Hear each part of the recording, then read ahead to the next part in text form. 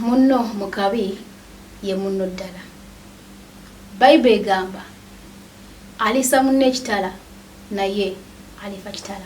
Ankwaniriza ku Mukalunate Global Services amanya yenze Nyondo Rozet era nga nkuweereza ku Mukalunate Global Services YouTube channel ne Nyondo Media. Nkwaniriza go wenna yakatweyungako osuzotya osibyotya je baleko jonna jotusizaako engalo ate olunaku olwaleero. Ku mukono gwange ogwa kkono ndi ne mwami Mukalunate oba Michael Mukalazi nga ye CEO wa Mukalunate Global Services. Kababuzeeko. Nsanyusa okumba omukisa guno. Mbalamusizaako mwenna banyabo ne basebo. Mwebale kubeera nga mwekumidde ku mukutu guno era mwebale kubeera nga mutukkiririzaamu entakera temujjanga okwo. Amanya n'eddoboozi nga babagambye nze Michael Mukalazi okuva mu Mukalunate Global Services era nga nze Senkulu era ffe nga tusangibwa mu Business Bay Clover Bay Tower wano mu Dubai we tusangibwa.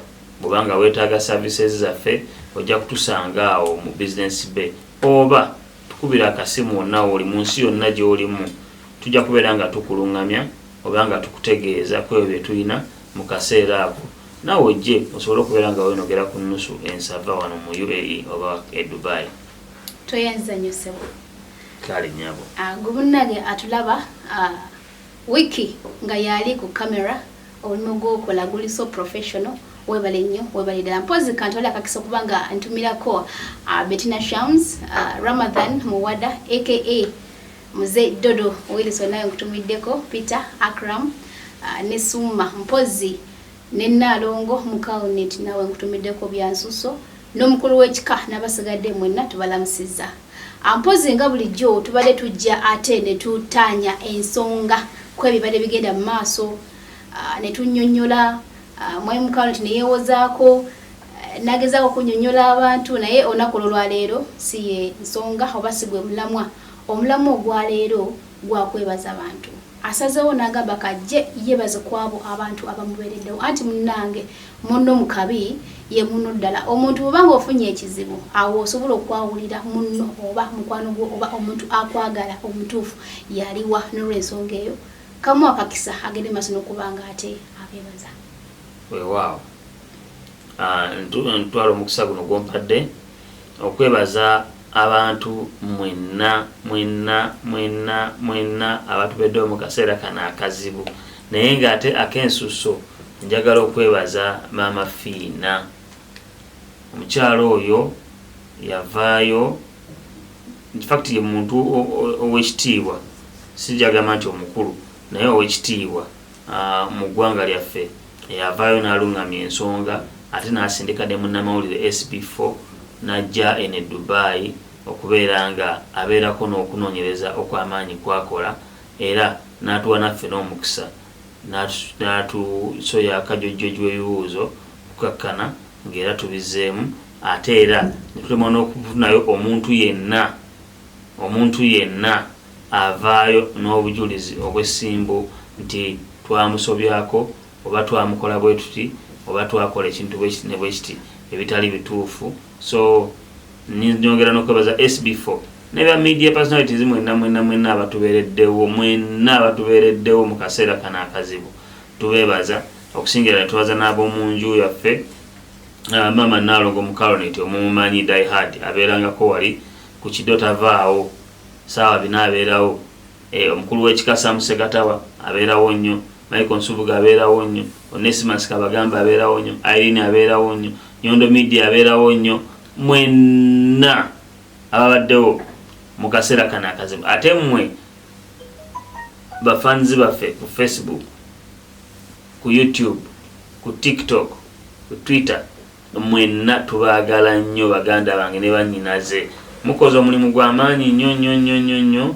okulaba nga Mukalunate esigala ku ntikko era Mukalunate ekyali ku ntikko ddala terina kimu kitugizaamu wadde bizze ne bigenda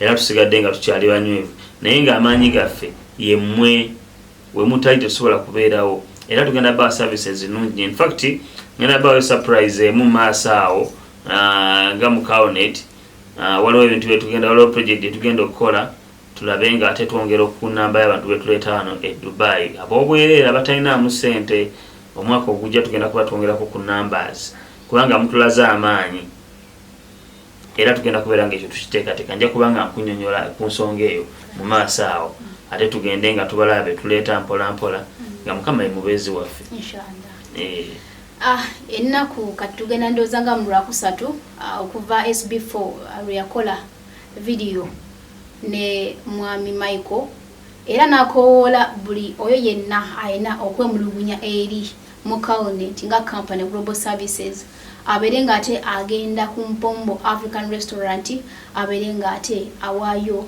obujulizi era awe ne complain ye ate balabe ngeri echa Mukalunate ogenda okubanga gumukola ki gumukamubi n'olwensonga eyo okuva olunaku olwo mwami Michael SB4 tagamba nti waliwo wuno yazze ku nsonga bwetyo babweti era mbadde nebiseera byonna mbadde ngendanga ku Mpombo yaŋŋamba gwe jangu ng'otuule wano jangu otuulenga wano abantu bagenda kujja ab'enjawulo ntuula wali kubanga bw'ova bw'oyingira bwoti mu Mpombo bw'otunula wali mu Nsondo obondaba bulungi kubanga nze abantu basinga bammanyi ate no era gwemba nti namubba era ajja abakikolaki abammanyi era ndaba nga tutuulawo awo tuulawo for like 5 hours ng'olinze onywa ka juice ekyemisana kituka n'olyako n'otuula kubanga basindika SB4 mami yamusindika ajje alabe nga attaanya ensonga eyo bulungi ate n'abantu balindiridde okulaba Mukalunate kikyalina ku mmeeza kiki kye bamuvunaana essaawa eno naye makyamazima nti tugenza okulaba nga tewali kintu kyonna era ennaku zigenda ziggwa wabula olunaku lumu omwami abeere nga addayo naye tewali ekintu kyokka ekiriwo nti bamukubira bu screenshot bamugamba alwawo okuddamu message ate takwata simu ate takola atya ebyo byebiriwo ye complain eriwo nenga twali bujulizo buzze nti Mukalunate yaweebwa ssente nagana okutambuza tekiriiwo tiwamuwa ssente nagana okutambuza nedda kale gona atulaba ali ku Mukalunate Global Services omukisa gwabaweereddwa omwami wanabazzeeyo SB4 ate tetusuubira kubanga ate omuntu avaayo ayogera kyonna kiri kubanga abantu bibajjo basonga ali wano Dubai abave ne mu complaining abasinga muri wano Dubai so bagende mukozeza kakisa kano kujja kusanga SB4 mwanje ensonga zammwe ate wanaba agenze katusubye nti munasirika banasirika kubanga tebana byakwogera era oli bwabanga alina ekyokwogera nakati akyalina omwacha asobola okwogera okujja ko oli bwalibanga bwaba abadde mulwadde n'alaba ka video oluvannyuma era nawe vaayo kubanga ensi bwetyo bwetandika eba ekyatambula eba ekyagenda mu maaso nga bwe nakugambye nti abantu bano abasinga obungi mu comments bolaba mu comments nga ziri negative ku Mukalunate ojja kwesanga nga oyo omuntu alinayo agent emabega era gwe bogendayo mu inbox ye ajja okulaba nga akwa namba ya muntu agenda mutambuza akati awo wenyini we twasinzidde ffe ne tugamba bannange tetulina musango ne tujja buzi kubeebaza nti ate nammwe abagezaako tukuba ate mwagezezzaako nnyo okubeera nga mutuwanika waggulu bagamba akugoba yakwekuba nti abagoba bwati nga gogenda olabe ekkubo gyolaga ogenda okulaba nga tutukire ddala gyokola ki gyogenda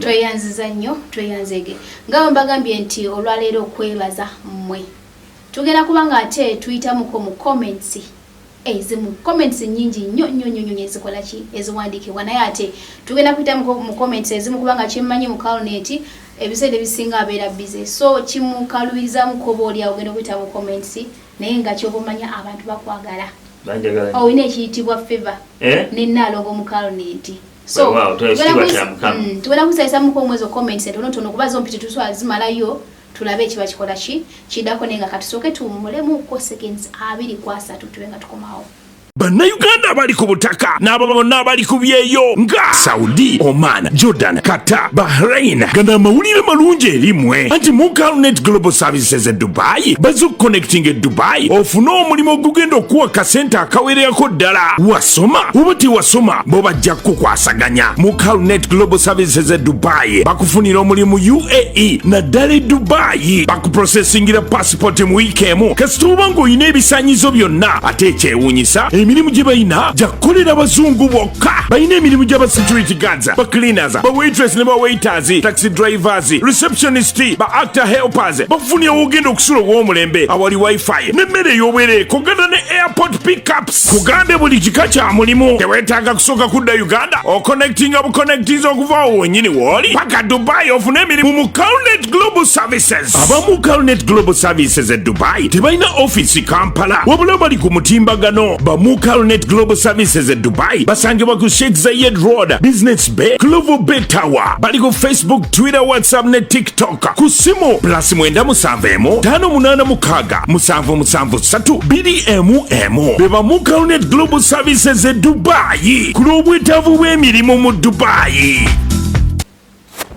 Kulikayo mukuwumulamuuko tuze n'ekitundu kyaffe ekyokubiri naye nga tugenda kuba nga tuyitako mu comments eziri waneeno.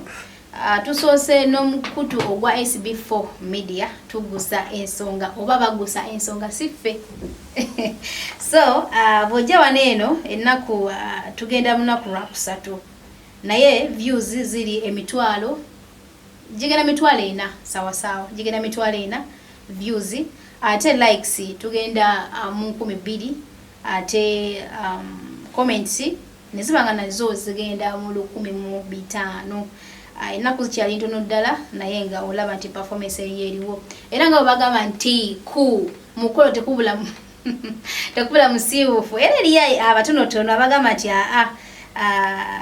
video tebagiwadde kigalo bakiwunzise be batunone ddala bali 27 bali banga balina ensonga zaabwe bonga bo. So ekyo tekitugana kola ki kugenda mu maaso. Tugenda kutandika n'omukyala itibwa Bakita Eva. Agambye this man is intelligent, he doesn't look fake. He was if he was I'll repeat, this man is intelligent, he doesn't look fake. If he was, he couldn't even accept the camera. Singo bade fake. Sanikiriza kujja maso ga camera. No bela ndalegamba nagamba, I know you guys have been passing in a lot of challenges, but glory to God that you are all well and kicking. Paka last SB4, Alani Cruz and Mr. Mukalunate. May God bless you. May God bless you. Bambi fetuli mabegawo mu buli nsonga yonna.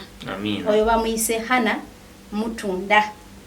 Tugenda kuyitamu ku ntonotono si nnyingi naye nga abantu abali emabega abakkiriza mu kintu kino nti kyesimbu era nga bakyakkiriza okuba nti basobola okweta abantu baabwe ne babeera nga batambula ne Mukalunate Global Services. Omanyi bagamba nti 10 teri kyawumu.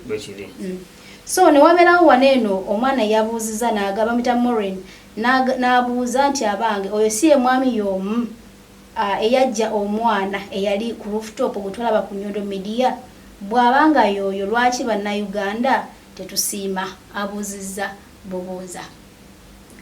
Yali gwe teyali gwe? Yali nze. Omwana oyo omujjukira erinnya? Omwana mumanyi bamuyita Tahiya. Ye mwami y'omu yajja omwana ku rooftop. Ono n'agamba God is the way, the truth, even life. Kangene kwe ono n'agamba nti wow, this man is so humble bambi. Nyongedde okumwagala. Ate kamfollow ngende ku platforms ze zonna nate era ndi ready okubanga mweyungako no matter what. Bamuyise Luta Amina. Comments nyingi nnyo ngobadde oziraba era nawe atulaba. Comments zineeno ziri so positive era nga bakkiriza mu Mukalunate Global Services. Abantu abamu bavayo ne bagamba nti amwami mukalazi amuyaye agenda maaso n'asasula abakomentinga n'abawa essenti ne bakomentinga positive. Naye tuli ku mukutu gwa SB4 si gwa Mukalunate Global Services. Comments zino zigenda mu 15 mpitirivu. Nengo bado ziyisemu zonna ziri so positive. So kati simanyi oba nabo oba yabasanga ati anabasasula bajiba mu commenting ko positively. Ekirayo kaya kimanyi. Era ndowooza abantu bowe batyo. Naye nga nawe tukwebaza ayogera bwotyo. Kubanga era singa toliiwo tetwandibadde okwogerako. onagamba muise ola dilan nobale nyachi ola dilan ndiro lenyini yena agamba we Africans do not appreciate, but I continue to appreciate you Mukalunate for the work that you are doing. Ono yakubaza bwebaza ono bamuyise Jolens nagamba nali nze newunya na nnyo okuwulira ebigambo ebyo nawulira nti Mukalunate mufere olw'ensonga nti nze ye mwami eyandeeta nayita mu kampani ye. Agamba nti kyewuunyisa yali amanjayo emitwalo 5 naye namusuubiza okumuwa ssente ezo mu luvannyuma lw'omwezi gumu nga amaze okusasulwa, naye omwana wange bwe yalwala ne muganjamu omwezi oguddako yaŋŋamba bireke concentrating akola ebyokunsasula biveeko. So bamuyise Jolens ono ye n'agamba I really feel so sad that people don't appreciate this guy. Abantu bwe batyo. Ono n'agamba Bambi, I'm just feeling tears. I don't know why I didn't lose hope in Mukalunate Global Services. So comments nyingi nga bw'okiwulira tetusobola kuzimalayo naye nga Mukama Katonda mulungi nnyo nga bw'okiwulira. Buli kintu kijja n'ensonga zaakyo. Waliwo nekwano gye twakoze waneno ne Nalongo Mukalunate era nayo abantu kuliko n'omwana era yajulidde Nalongo n'agamba amanyi omukyalo oyo n'agamba amulabanga maama. So abantu mu nsi basiima, abatasiima babeera tebaagadde bwagazi kusiima. N'olw'ensonga eyo waliwo n'omulala yagambye waneeno nti genda mu maaso n'okukola ebyo by'oteekeddwa okukola ky'omanya nti mwami Mukalunate abantu tebasiima. Oyambye abaana bangi naye abaana abo b'oyambye tebagenda kusasula wabula Katonda yagenda okukusasula. So n'olw'ensonga eyo mukwano nga nkujjukizaamu era nakikugambako Mukalunate nakamuwa abaana aba bana. Omwana gumwamanywako yali omutakiya abamanyi bamumanyi.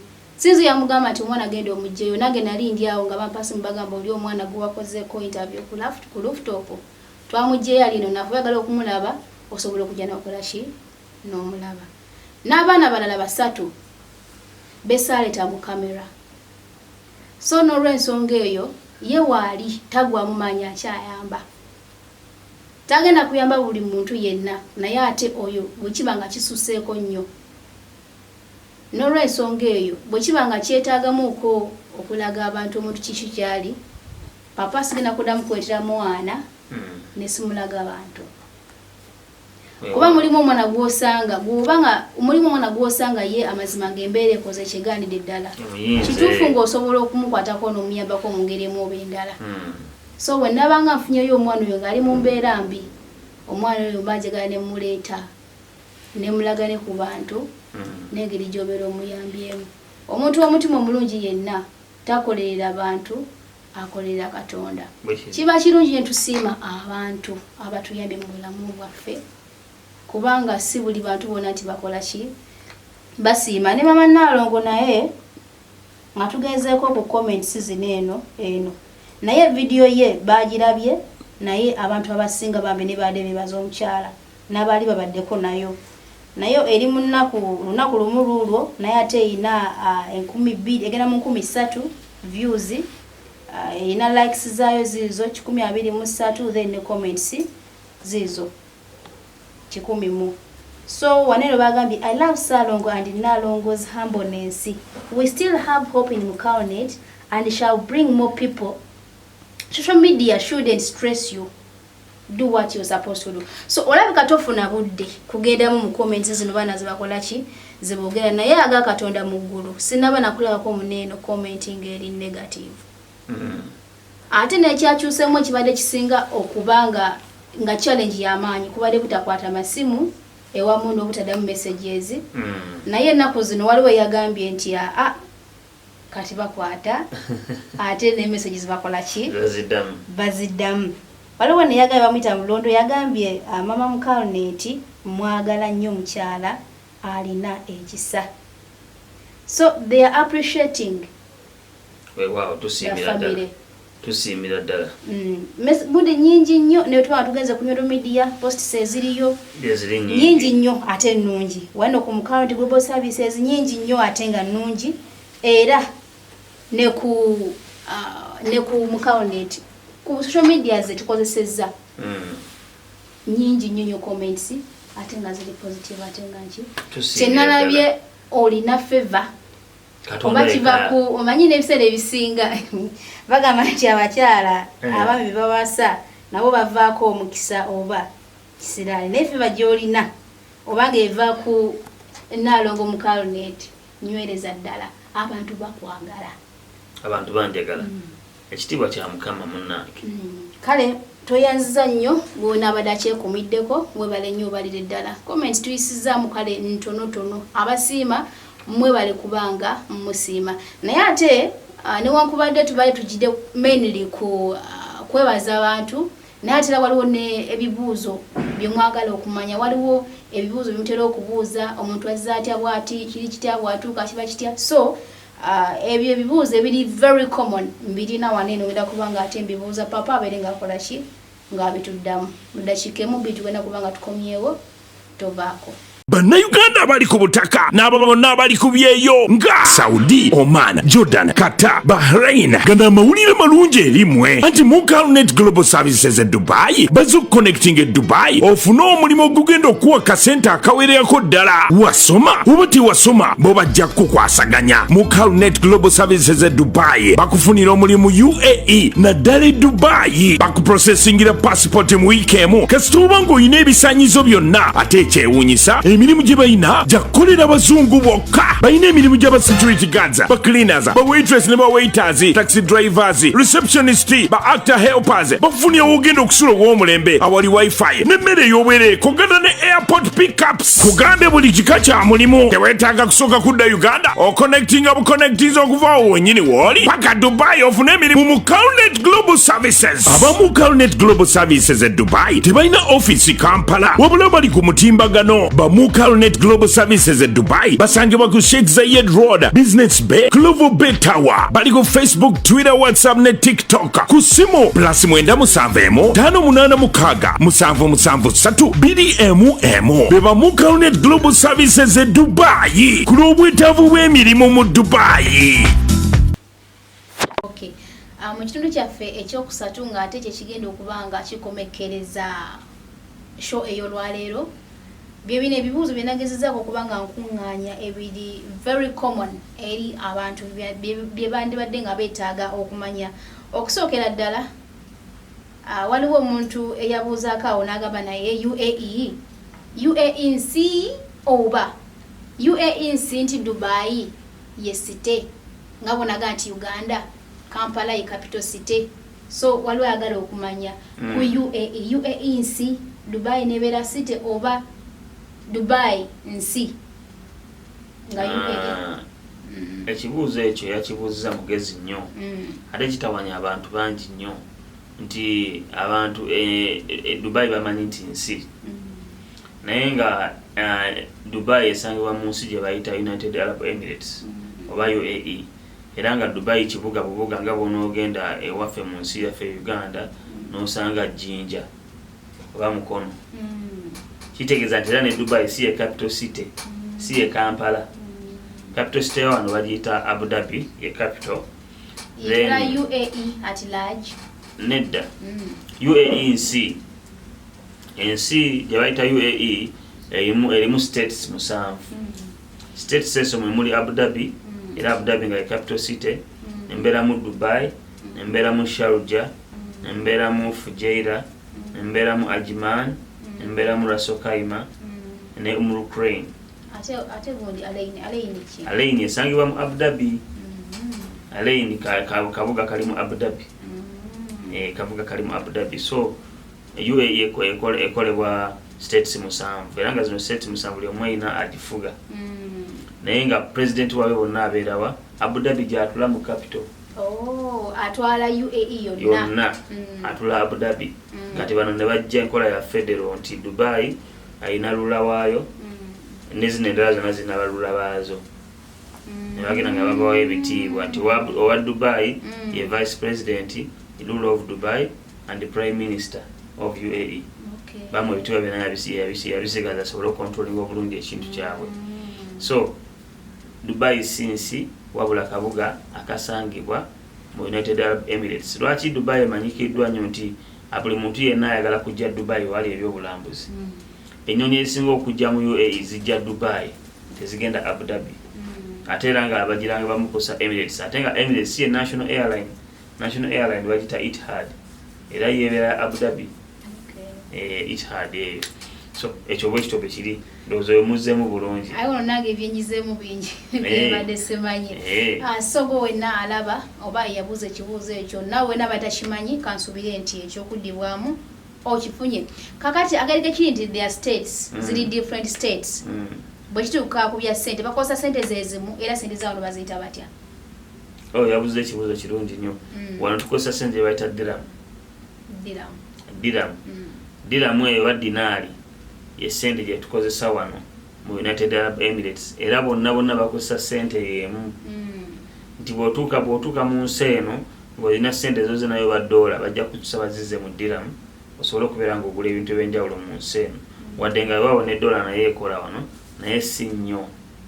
Abamu tebakwata dola abalala bagikwata. So bw'otuuka mu nsi ng'ovungisa ssente ng'oziza mu dirham nga bakubalira. Dirham ezo zirimu zitandikira ku 25 filos. Kabira kanusu katini nnyo. Ako 25 kalimu nga Uganda shillings cent mmeka? Kalimu ndowooza nga 25. 25. Shillings 25. Ogambye ka fields mmeka? Ka filos. Filos 50. Akasooka obutono ddala kasembera ddala bakata 25 filos. Ne kabira mwezi Uganda mmeka? Nga 25. Nga 25. Kakati tulinawo 50 filos. 50 filos eyo bw'ogatta buno 25 filos bubiri obukola 50 filos. Bukola 50. Kati oba 50 filos ng'ogenda ku 1 dirham. 1 dirham nebeeramu mmeka? 1 dirham bwe kali ka 25 bwe kaba kalimu 2.5 ebya Uganda. Kakati eno 50 filos nebeeramu nusu 5 ebya Uganda. Kati 1 dirham erimu nga 10. 1 dirham emu bweti erimu 10 olwa Uganda. Erimu nga 10 olwa Uganda. 1 dirham ka coin si lupapula. Coin. Batangira ku 5. 5 nezibeeramu mmeka eza Uganda? 15. Nti wali emu 10. 2, 3, 4, 5 ze 15. So 10 ne gubeera mutwalo. Sente zino olumu zikamu wansi nti eyinza okuba nga eddiramu eringa ku 9 obanga 45 96 naye nga rounding off to the nearest nti erimu 10. Sente meka ezisinga wano okubeera ennene noti ki esinga? Nga ogamba nti ffe wabe tulina emitwalo 5. Wano luba 10. Ne lubeeramu mmeka? Kakadde kalamba. Okuti kakadde nga kokutte. So currency zano bwezito bezibeera. Okay. Afaso ne adabuza population waliwo yagambye nti ndi muno mu Dubai naye nga siraba ku bannansi. Bannansi mwe bali oba bano abagwira bebefunze ensi yagamba teraba nko ku munnansi population ya wano. Nti eriwo esinga bannansi be basinga oba abagwira. Population ya wano ndowooza tebanaddamu kubala naye tulabika tuweranga milioni 5. Abagwira oba fenna tugamba nti bannansi nga bo bali milioni nga 5.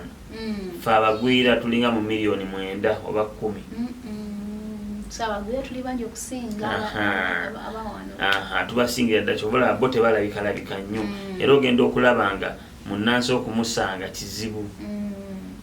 Babeere mu office, mu police, ku airport, kwegamba tebalabika ate batambula kiro. Okay. Tuyenza nnyo so sayagadde kwerabira ensonga lwaki nalyo tinze waneeno ebibuuzo ebyo mbere nga nkubuuza kimu ku kimu kabere ka savu kanyama ate wano yabadde wa passports jjukira nti baatugambye wabulayo emyezi emeka okubanga ziggwako ye n'abuuza nti kati saawa eno passport enkadde ekyayinza okukola oba nedda passport enkadde oyogereko ku passports ezo batulaba nti passport zikyakolera ddala bulungi era bw'obanga olina passport yeeyo ng'oyagala kujja ku Dubai watuweereza passport copy yeeyo enkadde immigration yawo neegikkiriza era newe woyita ku kisaawe entebe ng'ojja tebakubuuza passport empya eriwa kubanga ekyakola so naye nga bwe ziba ziweddeko passport ezo nga tezikyasobola kukola tugenda kukwatagana ne embassy eya Uganda tubagambe ABCD onayagala kugibubanga okyetaaga oba contact embassy nekuwa passport ndala tebiri online si bizibu nnyo so passport enkadde ekyakolera ddala bulungi wadde nga weewaawo bw'ofuna empya ng'olinawo obudde bulungi oba okivuddemu bulungi kati omwana kajje nga wakyabula emyezi mitono nnyo okubanga passport zigwako najje nemufunira omulimu ali gyakola etuuse egweddeku maze bazikansolingidde ddala mugenda mukola mutya anti kakati bw'abanga ali gyakola nga passport eyo yaggwako immigration oba government ya UAE ewandiikira kampani ezo nebagamba abantu nabe bati balina okuupdatinga documents zaabwe mu immigration kati bali nga bakootagana ne embassy ngawa abantu abo passports kuba embassy yaffe tekiterwawo nnyo kati ku passports yinza okutwala omwezi weeks 3 kisinziira gunayo documentation bwoba omukoze tweyanziza nnyo gwona atulaba tukyali ku Mukalunate Global Services naye nga tukyayitamu oba nga Mukalunate kyabannyonnyolako okwebyo bimwetaaga okubanga mukola ki nga mumanya era waneeno oli yabuuzizza ku kikwatagana ne visa validity agala kumanya ku bya visa oba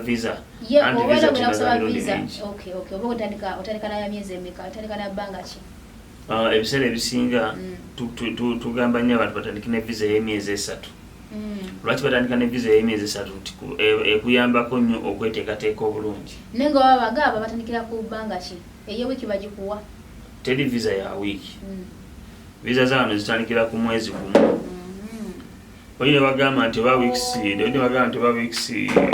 visa ya weeks 2 oba ki nedda era ebeera ya mwezi visa endala ebeera ya myezi 3 waliwo ya multiple entry waliwo ey'emyezi 6 bwezityo visa z'omwezi zinyinza wano zebagaba mu UAE naye nga basinga obungi bafuna mwezi gumu n'emyezi 3 naye nga visa woogirabira nti eggwako ddi oba ki dates ezo baziwandiikako kuli oba tunaba kuyingira wano visa ebeera valid emyezi 2 oba ennaku 6 ng'okyali mu nsi yo nga tunayingira wano mu UAE era date ezo baziwandiikako nnyo wali ku visa era abantu abamu bagamba visa yange eggwako yafuluma dda ate nkyali wano eba tunatandika kubala ebeera active mu system kati bwemala okutuuka wano ku kisaawe Dubai oba Abu Dhabi oba bonawo oba ogudde ne bakonamu stamp eyo ngebeera getting bagamba used kitegeeza wetandise okubala ennaku zo zosigaze okumalayo ofulume nti oba ofunye ya mwezi gumu ejja kuba ennaku 3 bw'oba ofunye ya myezi 3 ejja kuba ennaku 3 tebongeramu wadde ennaku okwetereeza bakwongeramuko ennaku 7 ku 8 weterezeemuko nti visa eweddeko bakuwamu akadde ako olemegenda mu overstay kubanga overstay ya wano sente nyingi weweera ku ezo visa bwezi n'ogenda mu overstay buli lunaku ddira mu 10,000 emitwalo 10 ejje waffe ng'oliko osasula wekankana omutwalo guwezi kati ng'ovudde ku visa ki endala gye bagaba waneeno bagaba employment visa ebeera ya bbanga ki ebeera ku bbanga ki visa employment visa yo ebeera ya myezi 2 nayo bagaba ne employment y'emyezi 2 employment ebeera ya myezi 2 then bw'oba ofunye employment ng'ogivuddeko ng'odda kye bayita residence bw'ofuna employment ye kuleading up ki residence yes residence eyo ebeera ya myaka 2 myaka 3 kisinziira position ti gy'obeera ofunye mu kampani eyo eba ekuwadde omulimu atuvudde ku kya visa tweyanziza nnyo baliri ddala ate waliwo abuuza ku kyobutuuze nti yes citizenship ekyobutuuze nti omuntu osobola okufuna obutuuze waneeno mu UAE nga olaba ensendala nti ebbanga bwetyo butosobola okufuna obutuuze. Wano mu UAE osigala ng'oli mugwira. Ne bw'okolera wano emyaka emeka ku emeka osigala oli mugwira okuggyako abo abatono ennyo abalondemu. Era nga nabo bagamba nti babawadde obutuuze tebafuna passport ng'eyo oli omulangira wa wano oba munnansi gy'abeera naye omuwarabu wa wano. Naye nga bakuwadde bayinza okuwa abantu nga oli musawo mulungi, bayinza okuwa nga oli sportsman. Nga omanyi obutuuze bagenda bagabagaba ate nga balwawo okugaba. Ne bakuwa permanently oba ebeera permanent. Nga tebakuwadde nti myaka bwegi myaka bwegi. Ate oba ng'ozaaliddwa wano. Tolaba ku butuuze bwa wano. Abakuzaalira abaana bameka ne bozaala abalongo ba mirundi 10 tebakuwa bonna bafuna baza mu nsi yo. Bafuna pako emyezi 3 gyokka omwana n'obeera nga omufunidde empapula ezimwogerako. Mpozi waliwo ayagala okumanya ku by'obusosoze bwa wano. Nti abantu bawano basosola abaddugavu. Obusosoze bwa wano buli butya? Obusosoze tewandibadde ku muddugavu yekka naye busosoze bubeera ku omuntu omu ayinza okukusosola. Wadde oli muzungu wadde oli ki n'omuddugavu nawe osobola okusosola omuzungu. So obusosoze mu nsi yonna bubeerayo.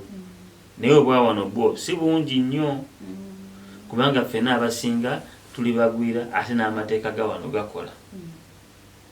Tibonoyisamu omuntu amaaso bw'otyo oba n'omukira teeka ligenda kukwata teba ku reporting. Oli n'abuuza gundi. Oli n'abuuza olulimi nnimi ki esinga okukozesebwa wano eno mu UAE? Ennimi oba lulimi ki olukukuutivu olwa UAE? Nga bwe tumanyi tuli mu nsi z'Abawarabu oba ensi eno gye tumya Abawarabu so boogera Luwarabu okusinga ate n'oluzungu balwogera kyobola bw'otuuka ku airport obanga osoma ebintu byebawandiikidde wano ojja kulabako oluzungu n'Oluwarabu oluzungu n'Oluwarabu. So ezo ennimi ebbiri buli muntu yenna akolera wano at least olina okuba nga omanyiiko ekitono ennyo. Oba tomanyi Lusiraamu wakitola salaamu. Teni olyoka omuzze mu kizungu kyo kyonna kyoyagala. Ebwekityo bwe kibeera. Waliwo abuuza ku vaccine lwakuba nti eno gundi question teyagiphrase nze bulungi naye yabuuzizza vaccine yagambye nsaba Ssaalongo atunyunyulemu ku kintu kya vaccine. Awo yakomye ba vaccine ategeeza vaccine ki oba etya saategedde naye nga bw'atyo bwe yaleese question. Nsaba Ssaalongo atunyunyule ku nsonga ya vaccine.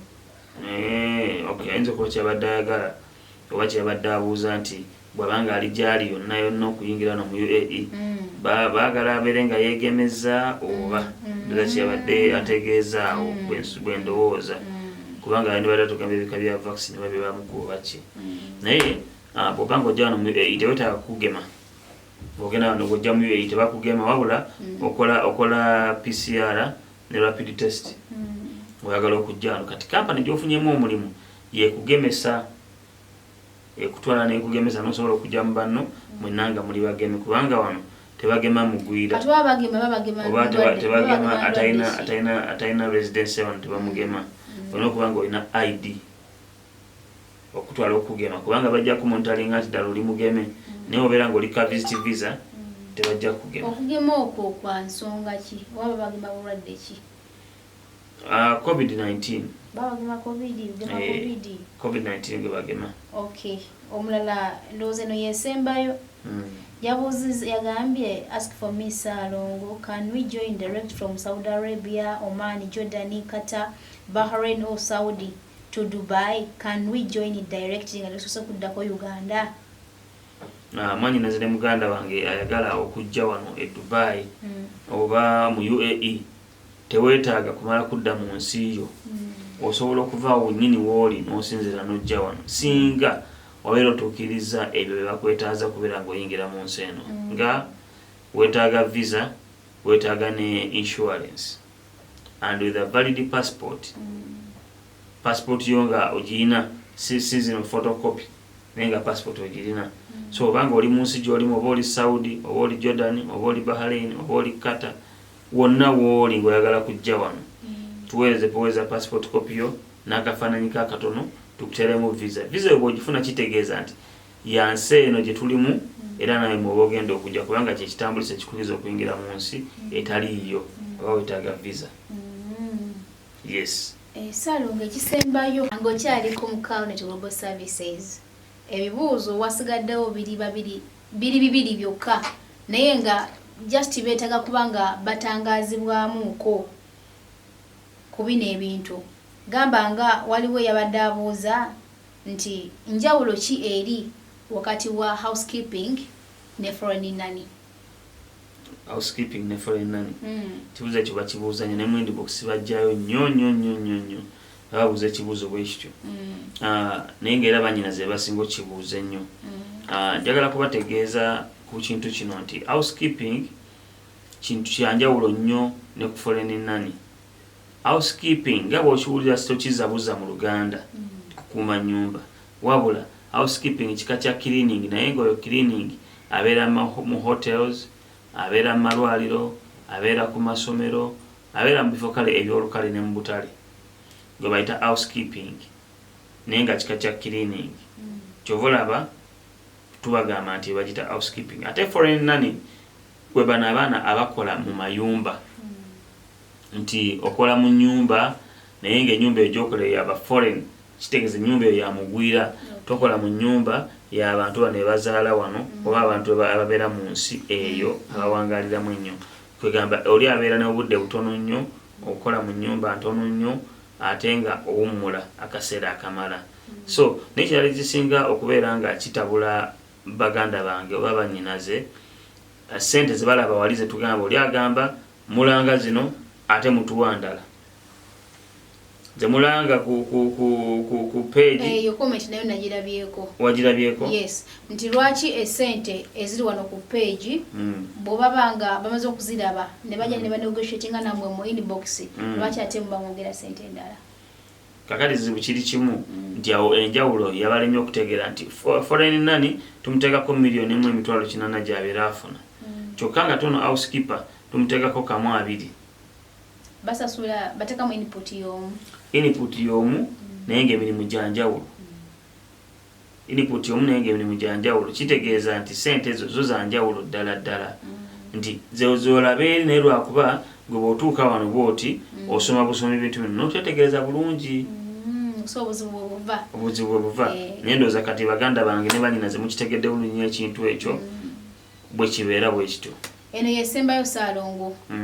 Abaana babuza babadde nga 3 bali mu biyumba naye tibana bakumalako contracts zaabwe. Naye bawuli abeetamiddwa ebiyumba. Nti osobola okubajjayo n'obawa omulimu? Nze sinze mbajja mu nnyumba, wabula mbalungamya engeri gye basobola okubeera nga bavaayo nga bamazeko contracts zaabwe oba ng'ofunye cancellation okuva mu mukamaawo. Lw'osobola okujja n'otwegattako era tuba twogera naawe tugamba malako contract obuzaako emyezi mitono nnyo, malako contract olyoke ojje obeere ng'ofuna omulimu. Bwetyo bwe tubagamba bannyinaffe. Naawe n'atali wa nnyumba yekka, omulimu gwonna gw'okola, kubanga goyinza okulekawo omulimu n'olowooza nti guno gwogenda okufuna ate gwa bbeeyi nnyo naye nga gulimu ebizibu byagwo. Tukwadvisinga ogamba nze nfuna 2,000 naye mbanyala gwa 2,500. Omubuuza okola mulimu ki? Kati guno gw'oyagala okuviirako nga height yo nga ng'oli mumpi. Okuzobe kati nga tokaina nga toli muyivu bw'oti gw'oyagala ssente zino weesi ku mulimu guno. Sigalayo kwogwo omulimu gw'oliko ogire ng'okola, kubanga eno wanyiga. Kyobola abantu bavaayo ne bakansolinga nga tebamugaidinga bulungi, n'agenda visa neggwako, cancellation neggwako, nadda ne ku visit visa naye vuma akalimu kali keyalekawo ng'agayita akalimu. So nga tunabakansolinga kintu kyonna, weebuuze agent oyo agenda okukuwa omulimu, mwebuuzeeko mubuuze ddala nkansolinge olabe amagezi g'akuwa akulambululidde atya mutendera ku mitendero ga yes kansolinge ngende kugulya omulimu, ate nagwo omala gufuna n'ofuna offer letter yagwo n'olyoka ogenda eri n'okansolinga. Yes. Tweyanziza nnyo, tweyanzege etasiima ebula agiwa mwebale kusiima Mukalunate Global Services, ate naye abasiimye naddala mwe abagenze maaso n'okubanga ate mumweyungako mukubira akasimu. However ebyogeddwa bibadde bingi naye ate basigadde nga mumwesiga mmwe bangi ne mugamba nti atukyatambulira ddala naawe. Nikampubuuza kino ekisembayo nze nga nze omuntu okuva ensaga eyo lweguddewo abantu weyongedde kufuna oba beesalise kugambye okusinziira emabega ng'eno ensasaga tennajja. Abantu beesalamukawo katono nga byakajja naye ate kati bonna bakomyewo buto. Aye ne basingako basingiddewo ddala kubanga era tugenda kola amasimu tugenda okwongera okugaddamu message tuziddemu ate tubatambuze mu kaseera ke tubakubagenda tugenda batambulizaamu mujje mukole emirimu mwaji wano mu Dubai era wenda omuntu oyo ng'ayogera teri mirimu eyo omuntu abantu bakibagendeeyo nga ne mu nsi gy'olimu teriimu mirimu kyovola muntu ava mu nsi n'agenda mu nsi endala okufuna omulimu omulala kubanga ffe tuli fully registered bw'ojja tujja kulambuza buli mitenda gyonna gye tuyitamu okubeera nga tukuwa omulimu ogwo tukutendeke kino nakiri ogenda otuuka ku mulimu guli ogamba yes nava mu Mukalunate be bantambuza be banfunira omulimu era ndi bulungi bwekito bwe kiri atakuumira mpeera abatukuumire tusinkane olundi Bannayuganda abali ku butaka n'abo bonna abali ku byeyo nga Saudi, Oman, Jordan, Qatar, Bahrain gana amawulire malungi erimwe anti Mukalunate Global Services Dubai bazo connecting Dubai ofuna omulimu ogugenda okuwa kasente akawererako ddala wasoma oba tewasoma bo bajja kukwasaganya Mukalunate Global Services Dubai bakufunira omulimu UAE naddala Dubai bakuprocessingira passport mu wiikeemu kasita oba ng'olina ebisaanyizo byonna ate ekyewuunyisa emirimu gye balina gyakukolera abazungu bokka balina emirimu gy'aba security guards ba cleaners ba waitress ne ba waiters taxi drivers receptionist ba actor helpers bafunira ogenda okusula ow'omulembe awali wifi n'emmere ey'obwere kogana ne airport pickups kugambe buli kika kya mulimu teweetaaga kusooka kudda Uganda oconnectinga buconnectinza okuva awo wennyini w'oli paka Dubai ofune emirimu mu Mukalunate Global Services aba Mukalunate Global Services Dubai tebalina office Kampala wabula bali ku mutimbagano ba Mukalunate Global Services Dubai basangibwa ku Sheikh Zayed Road Business Bay Clover Bay Tower bali ku Facebook Twitter WhatsApp ne TikTok ku simu +97 586 beba Mukalunate Global Services Dubai ku lw'obwetaavu bw'emirimu mu Dubai.